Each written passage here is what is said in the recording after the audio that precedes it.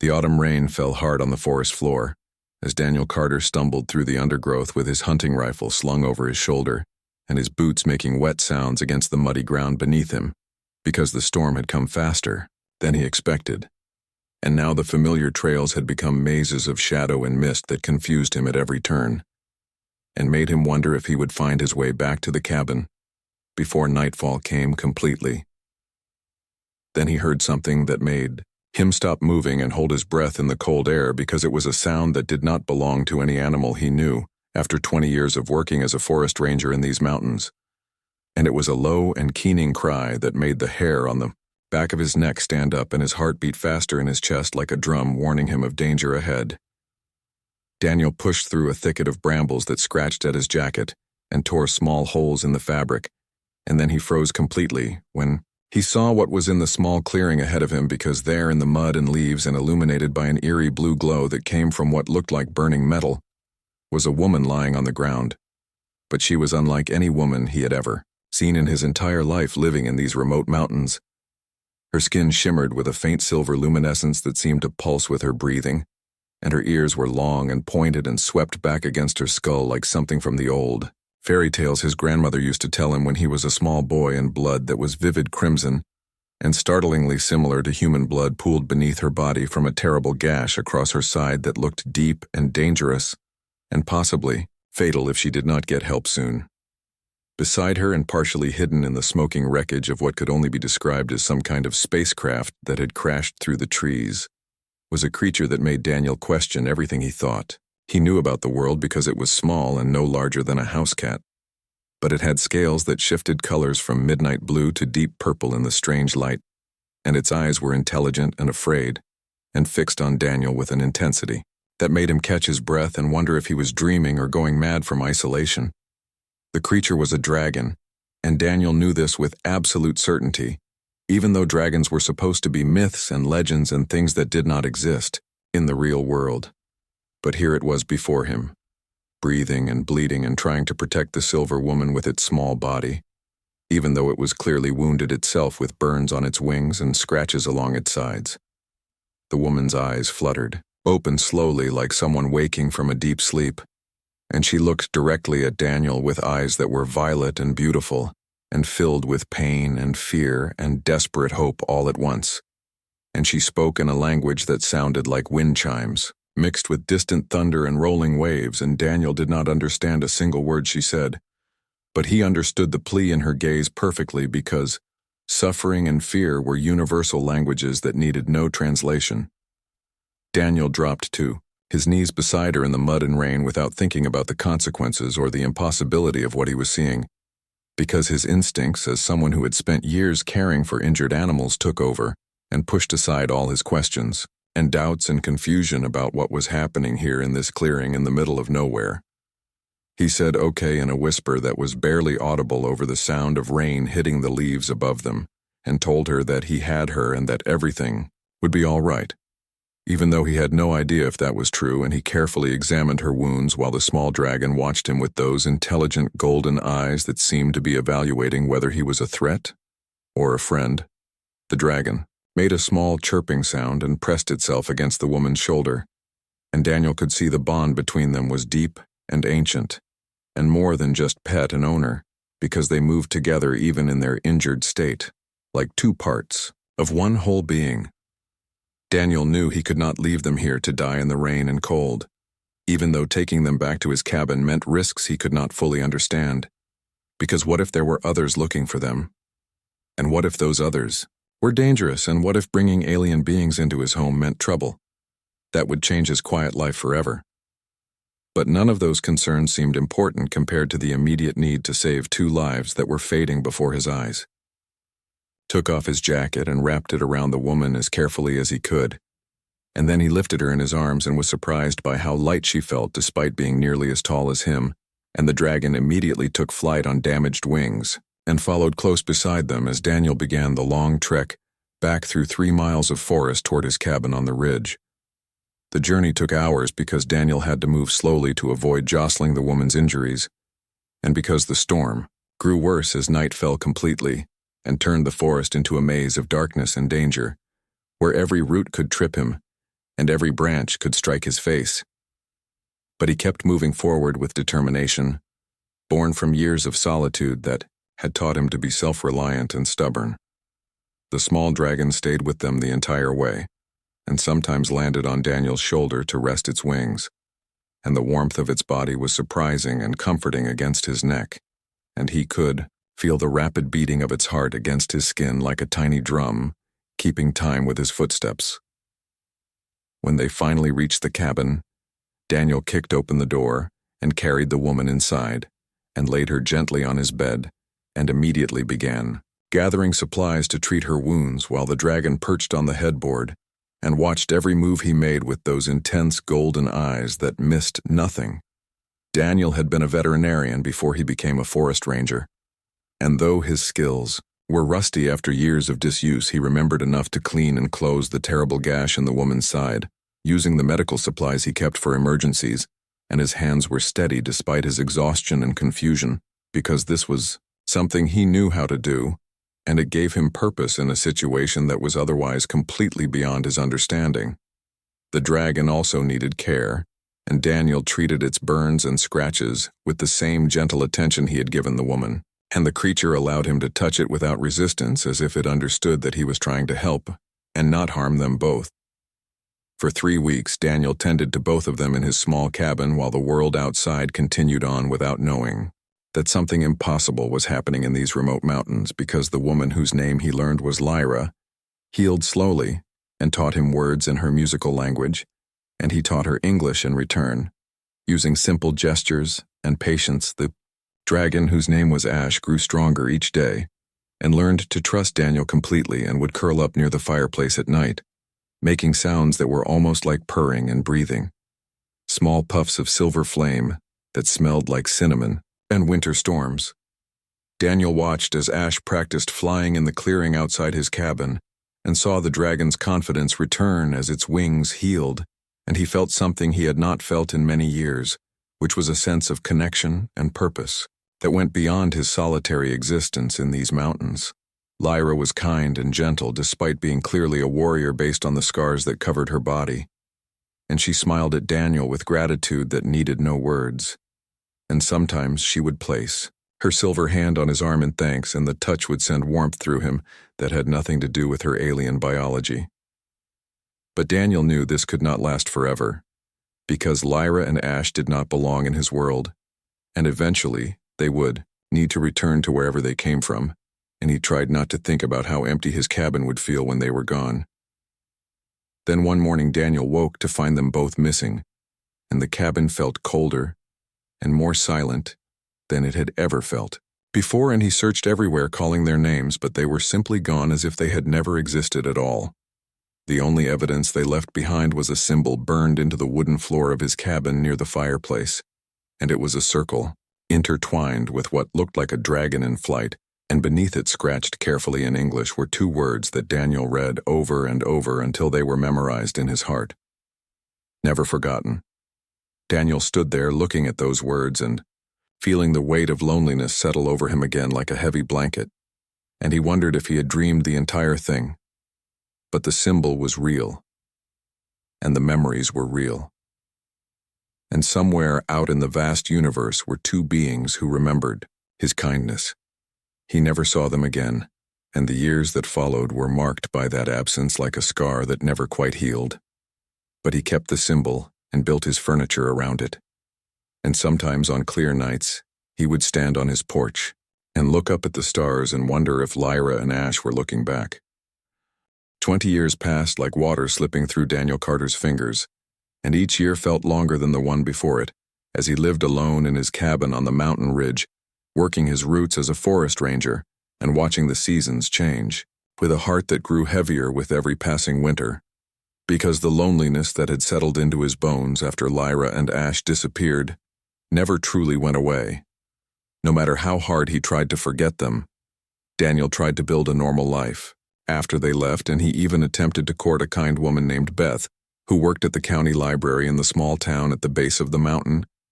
And she had warm brown eyes and a gentle smile, and she seemed to genuinely care about him. But the relationship lasted only 6 months before it fell apart. because Daniel could not explain the nightmares that woke him in the middle of the night, or why he sometimes stood on his porch staring at the stars for hours like he was waiting for something that would never come. Beth asked him once what he was looking for up there in the night sky, and Daniel wanted to tell her about the Silver Woman and the dragon, and the 3 weeks that had changed everything, but the words stuck in his throat. Because how could he explain something that sounded like madness, and how could he share that part of himself when it was the most precious and painful memory he carried? So Beth left him, after realizing he would never fully let her into his heart, and Daniel watched her drive away down the mountain road and felt relief mixed with sadness, because he knew he had failed at something important, but he also knew he could not pretend to be someone he was not anymore.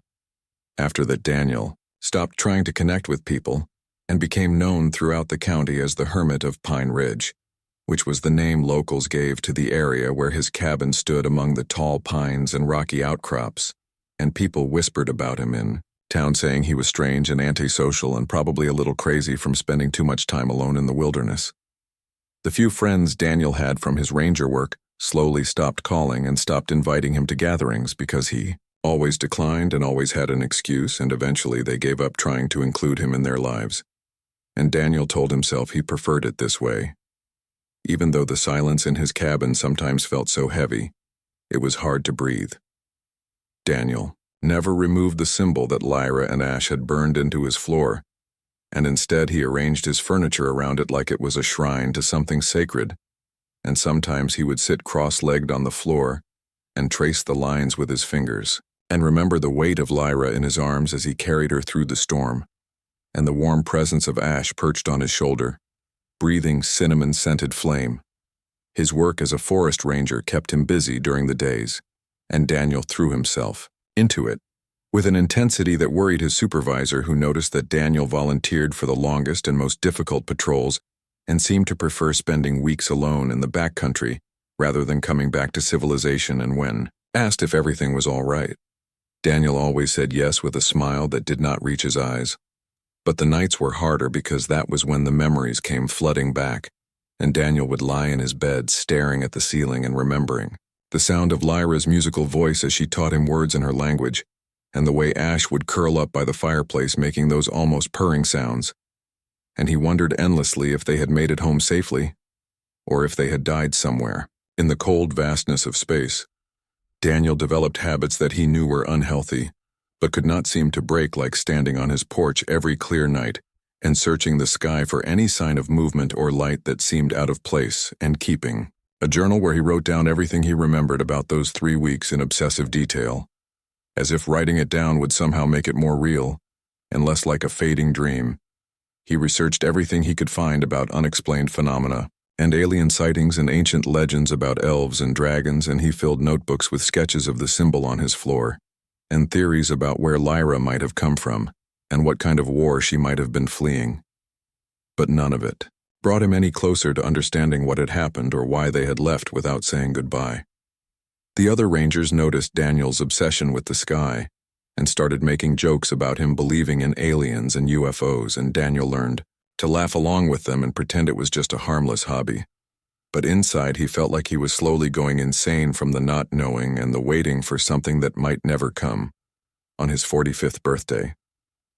Daniel stood alone in his cabin and realized that he had spent almost half his life waiting for ghosts, and the realization hit him like a physical blow, because he was wasting his years on something that was never going to happen again, and he needed to find a way to move forward, but he did not know how. He tried to date again briefly when he was 46, and met a woman named Claire at a ranger training seminar, and she was smart and funny and interested in him. But the relationship ended after only 3 dates, because Claire said she felt like Daniel was not really there when they were together, like his mind was always somewhere else. And she was right, because even when Daniel tried to be present, he found himself thinking about silver skin and violet eyes and wondering what Lyra was doing at that exact moment across the vast distances of space. The loneliness ate at Daniel like a slow poison, and he started to forget what it felt like to truly connect with another person. And he wondered sometimes if those 3 weeks with Lyra and Ash had ruined him for normal human relationships, because how could anything compare to the magic and wonder of caring for beings from another world? Daniel had never wanted much from life before that night in the rain, and he had been content with simple things like a warm fire and good coffee and the peace of the forest. But after Lyra and Ash left, he found himself wanting things he had never wanted before, like a family to come home to and children, to teach about the woods and someone to share the quiet moments with someone who would understand why he stared at the stars. But those dreams felt impossible now because Daniel was approaching 50 years old and still living alone in a cabin, talking to memories and ghosts, and he knew that most people would have given up by now and moved on with their lives, but he could not seem to let go of the hope that maybe someday Lyra would come back. His supervisor tried to convince Daniel to retire early and move into town where he could be around people and maybe find some peace. But Daniel refused because the cabin was the only place where he still felt connected to that impossible night, and leaving it would feel like abandoning the last traces of Lyra and Ash on his 48th birthday. Daniel stood on his porch under a sky so clear and full of stars that it hurt to look at, and he spoke out loud to the darkness asking if Lyra had made it home, and if she ever thought about the human who had helped her, and if she remembered her promise that she would never forget him. The stars did not answer, and Daniel felt foolish for expecting them to, but he could not stop himself from hoping, because hope was all he had left. After 20 years of waiting and wondering and wishing things could have been different, that night Daniel went to bed feeling older and more tired than he had ever felt before, and he dreamed of silver flames and dragon wings and a voice like wind chimes calling his name through the darkness of space. And when he woke the next morning to the sound of wind chimes, he thought at first that he was still dreaming. But the sound continued and Daniel sat up in bed with his heart suddenly racing, because he knew that sound and it was impossible. But it was real, and he grabbed his old hunting rifle from beside the bed more out of habit than any real thought of using it, and he rushed to the window. The sun was just beginning to rise over the ridge, painting everything in shades of gold and red, and there in the clearing in front of his cabin was something that should not exist, and Daniel felt his hands start to shake as he stared at the ship that had landed on his property while he slept. It was beautiful and impossible, and nothing like the small broken craft from 20 years ago, because this vessel was enormous and elegant, with flowing curves and glowing symbols, and it sat in his clearing, like it belonged there, like it had always been there waiting for him to notice it. Daniel dropped his rifle and it clattered on the wooden floor, but he did not hear it,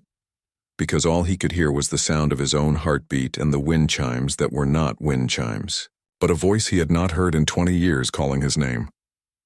A ramp descended from the side of the ship, moving so smoothly it seemed like liquid metal, and Daniel could not breathe, could not think, could not do anything but watch as a figure appeared at the top of the ramp, silhouetted against the light from inside the ship. Then Lyra stepped into the dawn light, and Daniel felt his knees go weak because she looked exactly the same as she had 20 years ago, untouched by time, with her silver skin gleaming and her violet eyes finding his window immediately across the distance between them. And she smiled. Daniel ran outside without thinking about the fact that he was barefoot and wearing only his sleep clothes, and the morning air was cold against his skin, but he did not care because Lyra was standing there in his clearing after 20 years of silence and absence, and he had thought he would never see her again. But here she was, real and solid and smiling at him like no time had passed at all. He stopped at the edge of his porch because suddenly he was afraid to go closer. Like maybe if he moved too fast, this would all disappear and turn out to be just another dream. Like the hundreds of dreams he had experienced over the past 2 decades where Lyra returned only for him to wake up alone in his empty cabin with nothing but the symbol on his floor to prove she had ever existed. Lyra stood in the center of the clearing, and behind her were figures in armor that looked grown rather than made, and they stood at attention like soldiers waiting for orders.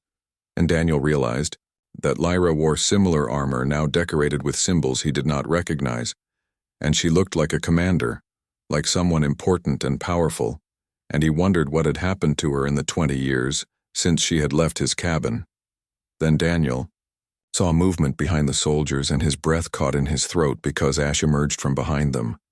But Ash was no longer the small wounded dragon he had nursed back to health, and instead had grown massive and powerful with scales that rippled like storm clouds and wings that when spread would easily block out the sun. The dragon was easily the size of a small house now, and power radiated from the creature like heat from a fire, and Daniel could see medals and honors woven into the scales along Ash's neck and chest, and he realized that this was not just Lyra's pet anymore, but something much more important. Ash's golden eyes found Daniel across the clearing, and the dragon made a sound that was part rumble and part purr, and Daniel recognized it as the same sound Ash used to make while curling up by his fireplace all those years ago. And despite the enormous size and obvious power, the dragon still remembered him. Lyra spoke, and her voice carried across the clearing, clear and perfect. And Daniel realized that her English was flawless now, with barely any accent at all. And she said his full name, Daniel Carter. Like it was something precious and important. She said, "Forgive me," and explained that she had promised to return. But the war had taken longer than she hoped, and Daniel felt his mind struggling to process her words, because war meant conflict and danger. And Lyra had been fighting for 20 years while he had been here waiting and worrying. Daniel found his voice finally and asked what war, and the word came out hoarse and rough because he had not spoken to anyone in several days, and his throat was tight with emotion. Lyra explained that her people called the Elendari had been fighting an enemy called the Vesh Collective for 3,000 years. And when Daniel had found her, she had been fleeing from a raid and was wounded and alone except for Ash, and she had accepted that she would die in that forest far from home. She stepped forward, and her soldiers parted for her like water flowing around a stone, and Daniel could see that they respected her deeply and followed her without question. And he wondered what she had done to earn such loyalty. Lyra told him that he had saved them when they were helpless and expected nothing in return, and that in those 3 weeks he had shown her what she had been fighting for all along, which was kindness that asked for no reward and compassion that was given freely. Daniel said he did not understand because his mind was still reeling from the fact that she was here and real, and talking about wars that spanned millennia, and he felt small and insignificant compared to the grand scale of what she was describing. Ash lowered the massive dragon head, and Daniel felt warm breath that smelled of cinnamon and smoke wash over him, and in the dragon's golden eyes he saw recognition and memory, and something that looked like gratitude and affection, and he reached out without thinking and placed his hand on the dragon's snout. The scales were warm under his palm and smooth like polished stone, and Ash made that purring sound again, and Daniel felt tears burning in his eyes because this creature remembered him after all, this time, and still trusted him enough to allow his touch. Lyra said she had never forgotten, and that not a single day had passed in 20 years when she had not thought about the human who saved her life, and when the war finally turned in their favor, and they pushed the enemy back and secured their borders. The first thing she did was come back for him. Daniel asked why in a whisper that was barely audible, and Lyra's expression softened into something tender and vulnerable, and she said, because he deserved better than loneliness, and because she had learned about humanity through him and his capacity for compassion and quiet strength. She paused, and Daniel saw uncertainty in her alien features for the first time,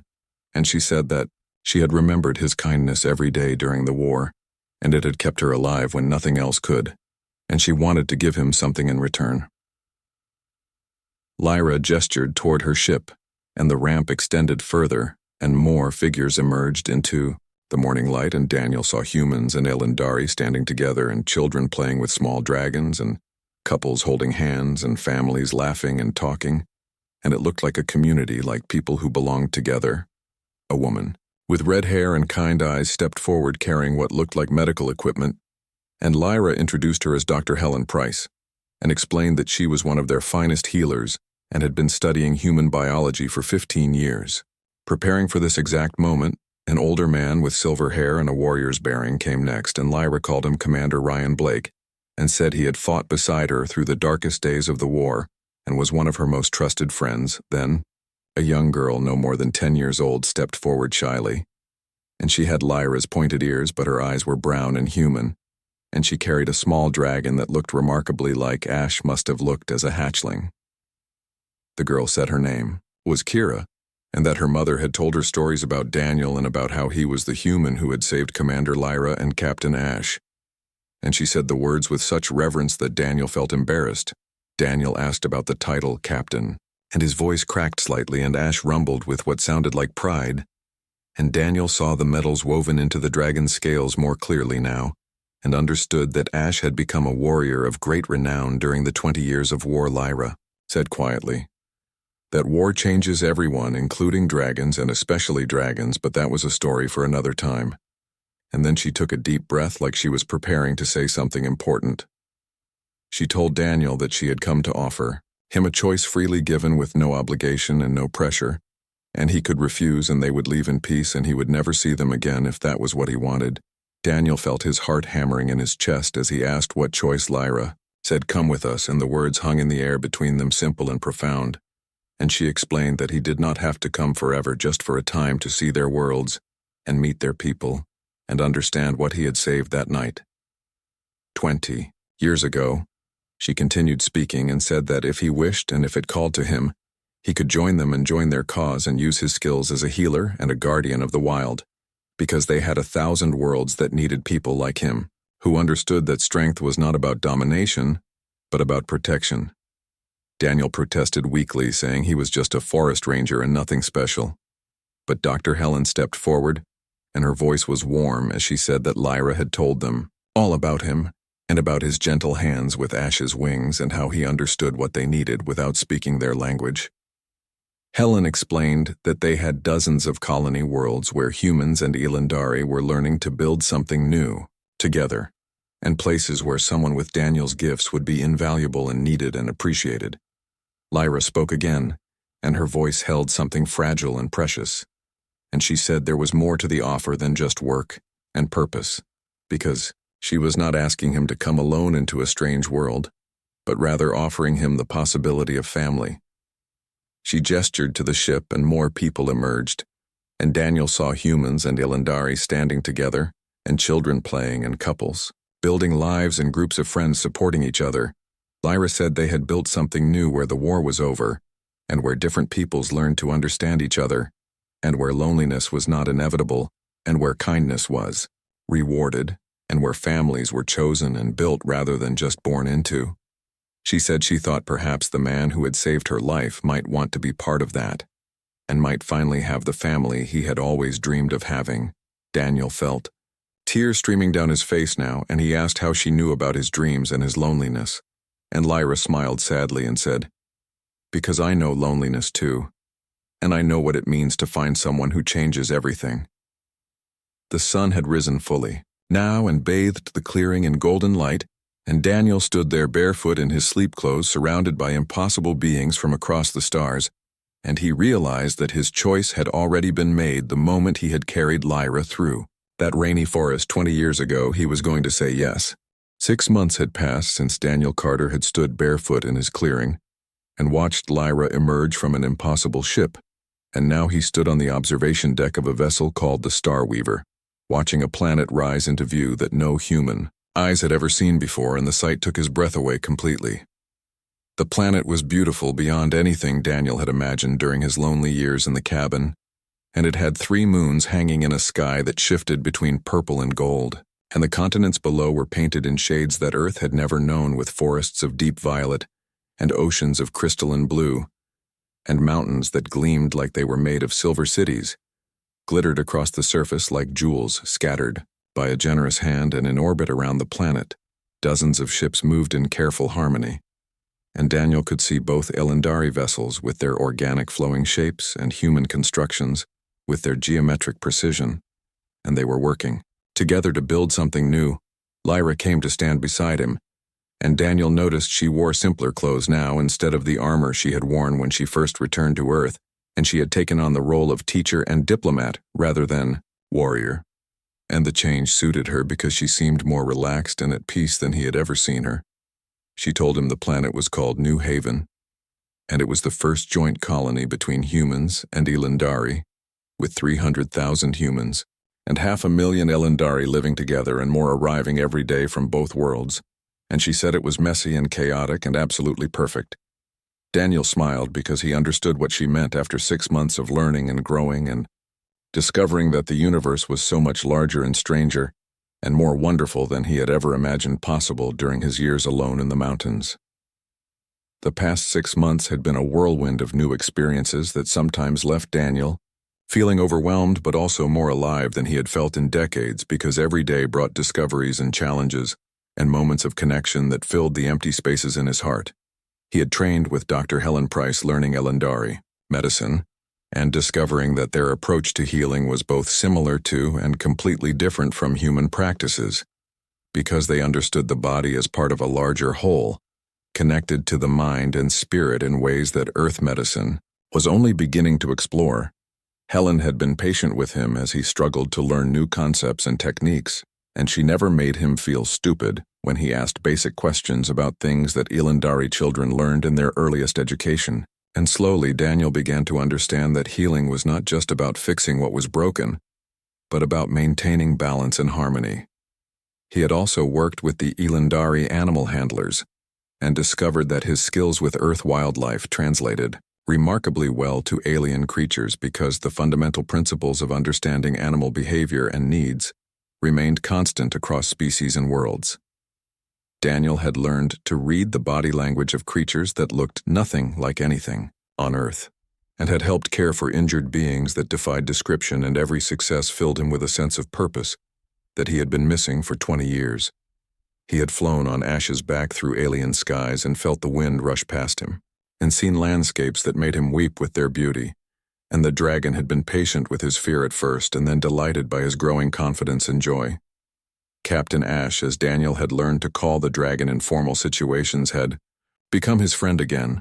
just as the creature had been during those 3 weeks in the cabin. But now their friendship was between equals, rather than between caretaker and patient. The dragon had shown Daniel the medals and honors earned during the war and had communicated through a combination of sounds and mental images that Daniel was learning to understand, that the fighting had been brutal and terrible and necessary, and that peace was precious because of how hard they had fought to achieve it. But more than the training and the flying and the discoveries, Daniel had found something even more precious during these 6 months, and that was family in a form he had never expected. Young Kira had adopted him immediately, calling him Uncle Daniel from the first day and dragging him everywhere to see every new discovery, and asking him endless questions about Earth and animals, and what it was like to live alone in a forest. She was curious and bright and fearless, and she reminded Daniel of what he might have been like as a child, if he had grown up with more confidence and less loneliness, and he loved her fierce joy and the way she saw wonder in everything. Commander Ryan Blake had become a friend as well, and the older warrior had a dry sense of humor that caught Daniel off guard and made him laugh in ways he had not laughed in years. And they spent evenings sharing stories over drinks that Ryan insisted were traditional Elendari beverages, but which Daniel suspected were actually chosen because they were strong enough to strip paint from walls.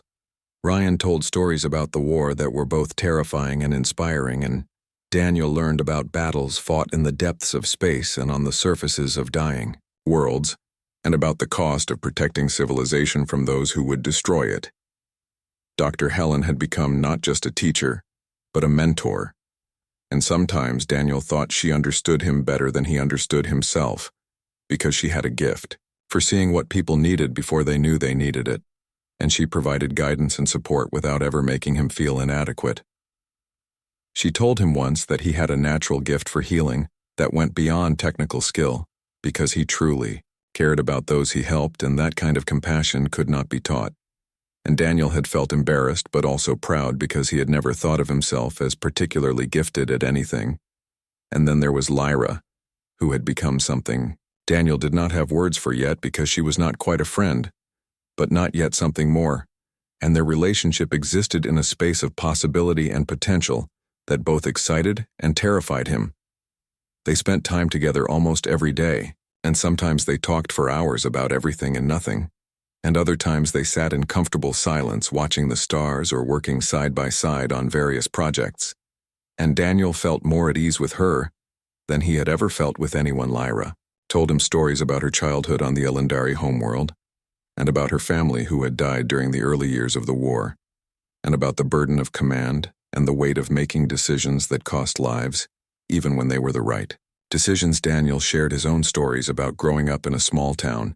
and losing his parents young, and choosing a solitary life because it seemed safer than risking connection and loss again, and Lyra listened without judgment and understood in ways that made his chest ache with gratitude. Sometimes their hands would brush when they were working together, and Daniel would feel a spark of something that made his heart race, and he would wonder if she felt it too,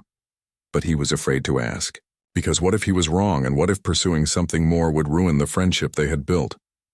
Now standing on the observation deck watching New Haven rotate slowly in space, Daniel felt Lyra's hand find his and their fingers intertwined, silver against his weathered skin, and the touch sent warmth through him that had nothing to do with physical temperature. Lyra said softly that he had been offered a position as Director of Wildlife Management for the colony, and they wanted him to help establish sanctuaries and teach Elendari rangers about Earth conservation techniques, and bring his knowledge and experience to a world that needed both. Daniel said he did not know if he would accept, and Lyra asked why not.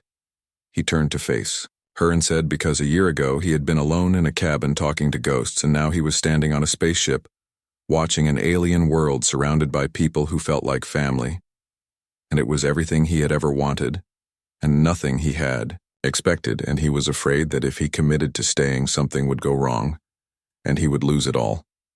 Lyra squeezed his hand and said that night in the forest when he had found her bleeding and dying, he had taught her something crucial about what family really meant, and it was not about blood or species or expectations, but about choosing to care and choosing to help and choosing to stay when it would be easier to walk away. She said he had not walked away from her then,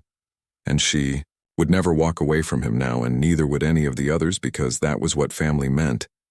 And it meant staying through the hard times and celebrating the good times and building something together that was stronger than any individual. Daniel felt tears in his eyes again, and he said he had spent 20 years being alone, and he did not know if he remembered how to be part of something larger than himself.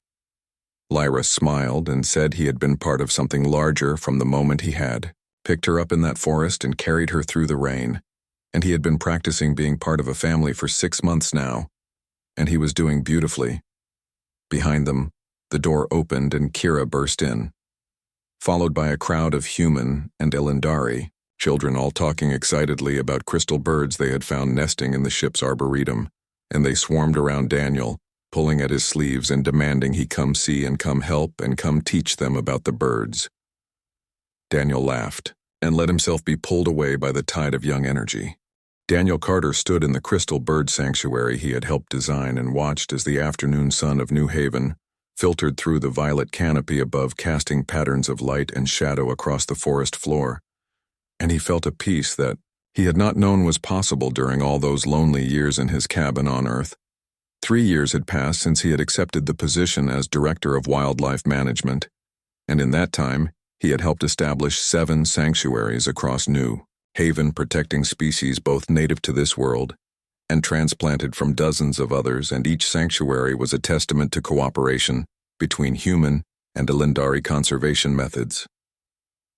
The crystal birds sang in the trees above him, and their song sounded like wind chimes mixed with bells, and it reminded him of Lyra's voice when she spoke her native language, and he smiled at the memory, because these days he heard that voice every morning when he woke and every evening before he slept. Daniel was no longer alone and had not been alone for 3 years, but sometimes he still marveled at how much his life had changed from that rainy night when he had stumbled upon an injured alien woman and her dragon in the forest. Kira came running through the trees, now nearly 13 years old and tall for her age, with her mother's pointed ears and her human father's dark hair, and she was calling his name with excitement in her voice. She told him breathlessly that a new family of ridge runners had been spotted near the northern sanctuary, and they had brought their young, which meant they felt safe enough in the protected area to raise babies. And this was exactly what they had hoped would happen when they established the sanctuary. 2 years ago, Daniel felt pride swell in his chest because the ridge runners were shy creatures that had been nearly hunted to extinction before the colony established protection laws, and seeing them thrive was evidence that their conservation efforts were working.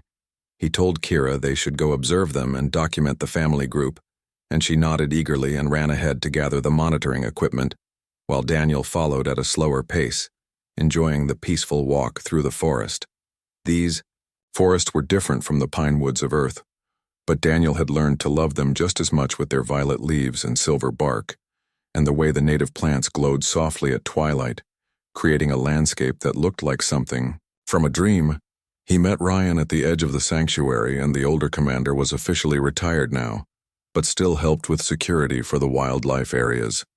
Because old warriors never really stopped protecting things, and Ryan said it gave him purpose now that the fighting was over. Ryan asked how the crystal birds were doing, and Daniel reported that they had successfully raised 3 clutches this season, and the population was growing steadily, and soon they would be able to introduce some to other sanctuaries across the colony. They walked together through the forest talking about small things and large things, and Daniel thought about how strange and wonderful it was that he now counted an alien warrior among his closest friends, and how natural it felt to discuss conservation strategies with someone who had spent most of his life fighting wars. Helen joined them near the observation post, and she carried medical supplies because she never went anywhere without them, and old habits died hard even in peacetime. And she asked if Daniel had heard the news about the new colony ship arriving next week. Daniel said he had heard, and that it would bring another 1,000 humans and twice as many Elendari, and the colony continued to grow as word spread about New Haven and the peaceful coexistence they were building here. Helen said proudly that Daniel's sanctuaries had become famous across multiple worlds, and that xenobiologists and conservationists were requesting to come, study his methods and learn how to apply them on other colony worlds. Daniel felt embarrassed by the praise because he still thought of himself as just a simple forest ranger who had gotten lucky, but Helen insisted that what he had accomplished was remarkable, and that his gift for understanding animals regardless of their origin was rare and valuable. Kira returned with the equipment, and they spent the afternoon observing the Ridge Runner family and documenting their behavior. And Daniel taught Kira how to read the subtle signs that indicated the animals felt safe and comfortable in their environment. She was a quick learner, and had her mother's intelligence combined with an empathy for living things that reminded Daniel of himself at that age, and he thought she would make an excellent conservationist someday, if that was the path she chose. As the sun began to set, painting the sky in shades of orange and purple that Earth had never produced, they packed up their equipment and headed back toward the main settlement, and Daniel felt the familiar contentment that came from a day well spent doing work that mattered. The settlement had grown considerably in 3 years, from a few hundred buildings to a proper city with thousands of structures blending human and Elendari architectural styles in ways that were both practical and beautiful. Daniel's home was on the edge of the settlement where the buildings gave way to forest, and it was a modest house by colony standards, but it felt enormous compared to his old cabin, and more importantly, it was filled with life and laughter, and the constant presence of people he loved. Lyra was waiting on the porch when he arrived home, and she wore the casual clothes she preferred now instead of armor or formal robes, and her silver hair was pulled back in a simple braid, and she smiled when she saw him approaching. She asked how the Ridge Runners were doing, and Daniel told her about the young ones and how well they were thriving. And she listened with genuine interest because she had learned to care about Earth conservation methods and native wildlife preservation, even though it had not been part of her warrior training. They went inside together, and the house smelled of cooking because Lyra had been experimenting with human recipes again and trying to adapt them, using ingredients available on New Haven, and sometimes the results were wonderful, and sometimes they were strange. But Daniel appreciated the effort either way. Kira joined them for dinner along with Ryan and Helen, because family dinners had become a tradition over the past 3 years, and Daniel had learned that family was not limited to blood relations, but extended to anyone you chose to include in your life. They talked and laughed and shared stories about their day, and Kira told jokes that made everyone groan, and Ryan complained about the younger generation having no respect for military discipline, and Helen rolled her eyes at him and said he was getting old and grumpy. Daniel watched them all and felt grateful beyond words because this was what he had dreamed about during those lonely years on Earth, and it was better than anything he had imagined because it was real and present in his after dinner when the others had left, and it was just Daniel and Lyra cleaning up together in comfortable silence. She said quietly that she had something to ask him. Daniel felt his heart skip because he recognized the nervous hope in her voice, and he had been waiting for this conversation for months. wondering when one of them would find the courage to acknowledge what had been growing between them. Ira said that she had been thinking about the past 3 years and how Daniel had become essential to her life in ways that went beyond friendship, and how she woke every morning grateful that he was here and went to sleep every night, hoping he would stay. She said that Elendari bonding customs were different from human marriage, but the sentiment was the same, and she wanted to know if Daniel would consider building a permanent life with her, not just as friends or colleagues, but as partners in the deepest sense. Daniel set down the dish he was holding and turned to face her fully, and he saw vulnerability in her alien features that made his chest ache because this strong warrior, who had fought wars for decades, was afraid of his answer. He told her that he had loved her since the moment he had carried her through the rain 20 years ago, though he had not understood it then, and that every day since she had returned to Earth had only deepened that love, until it was as much a part of him as breathing. He said yes without hesitation, and Lyra's face lit up with joy that was radiant and beautiful, and she kissed him in the way of her people, which was gentle and reverent and full of promise. Outside, the window ash landed in the garden with a thump that shook the ground, and the dragon peered through the glass with golden eyes that sparkled with amusement and approval. Daniel laughed because apparently even dragons understood romance and could not resist being part of important moments. That night, Daniel stood on his porch looking up at the 3 moons of New Haven and thought about the journey that had brought him here from a lonely cabin on Earth to a thriving colony world surrounded by family and love and purpose. He thought about the man he had been 20 years ago, who had helped a stranger without expecting anything in return, and he wished he could tell that man that kindness would be rewarded beyond his wildest dreams. The war was over, and the lonely years had ended, and Daniel Carter had finally found what he had been searching for all along, which was a place to belong, and people who belonged with him, and a future filled with possibility. Lyra came to stand beside him and took his hand, and together they watched the stars wheel overhead in patterns that Earth had never known, and Daniel knew with absolute certainty that he was home. The symbol that Lyra had burned into his cabin floor all those years ago had promised she would never forget, and she